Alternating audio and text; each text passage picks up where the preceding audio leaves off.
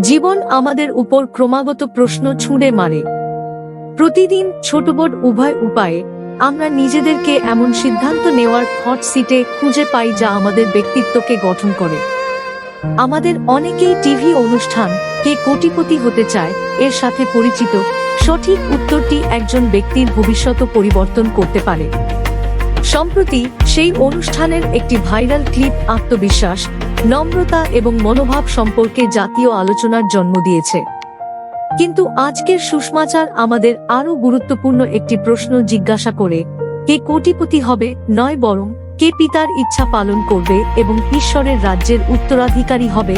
Saint পল আমাদের মনে করিয়ে দেন, এখনই গ্রহণযোগ্য সময়, এখনই পরিত্রাণের দিন। আজকের সুষমাচারে যিশু একটি সহজ কিন্তু শক্তিশালী দৃষ্টান্ত বলেন। একজন বাবা তার দুই ছেলেকে তার দ্রাক্ষাক্ষেত্রে কাজ করতে বলেন। প্রথম পুত্র অনিচ্ছুকভাবে উত্তর দেয়, আমি যাব না, কিন্তু তারপর সে তার মন পরিবর্তন করে চলে যায়।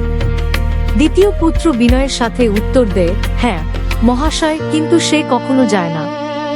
যিশু জিজ্ঞাসা করেন, এই দুজনের মধ্যে কে তার বাবার ইচ্ছা পালন করেছিল? উত্তরটি স্পষ্ট।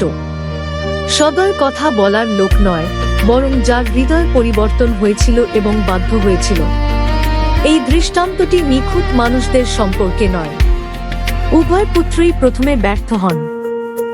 এটি অনুতাপ, ধর্মান্তর এবং বাধ্যতা সম্পর্কে। দুই পুত্রের মধ্যে আসল পার্থক্য হলো কে পাপ করেছে তা নয়, কারণ আমরা সকলেই পাপ করি। আসল পার্থক্য হলো কাকে শিক্ষা দেওয়া দরকার। প্রথম পুত্র না বলে শুরু করেন, কিন্তু তিনি চিন্তা করার, অনুতপ্ত হওয়ার এবং দিক পরিবর্তন করার জন্য যথেষ্ট নম্র। দ্বিতীয় পুত্র সম্মানিত এবং ধার্মিক বলে মনে হয়, কিন্তু ভিতরে তিনি বন্ধ। যিশু ধর্মীয় নেতাদের এই বলে হতবাক করেন, যে কর আদায়কারী এবং পতিতারা তাদের আগে রাজ্যে প্রবেশ করছে। কারণ তারা ঈশ্বরের ডাক শুনে অনুতপ্ত হয়েছিল, যখন নেতারা পরিবর্তন করতে অস্বীকার করেছিল। একটি শিক্ষণীয় হৃদয় ঈশ্বর দ্বারা শোনা হয় এবং রূপান্তরিত হতে দেওয়া হয়। যে হৃদয় শেখানো যায় না তা বলে, আমি ইতিমধ্যেই সুস্থ, আমার পরিবর্তনের প্রয়োজন নেই। আজ একজন ব্যক্তি যদি জীবনের বাস্তব ক্ষেত্রগুলিতে, যেমন প্রার্থনায় যোগদান, গির্জার জীবনে সক্রিয় থাকা এবং দারিদ্র্যের মধ্যে জীবনযাপনের ক্ষেত্রে সুষমাচারকে স্পর্শ করতে না দেন, তাহলে তিনি প্রকৃত ধর্মান্তরকে প্রতিরোধ করতে পারেন।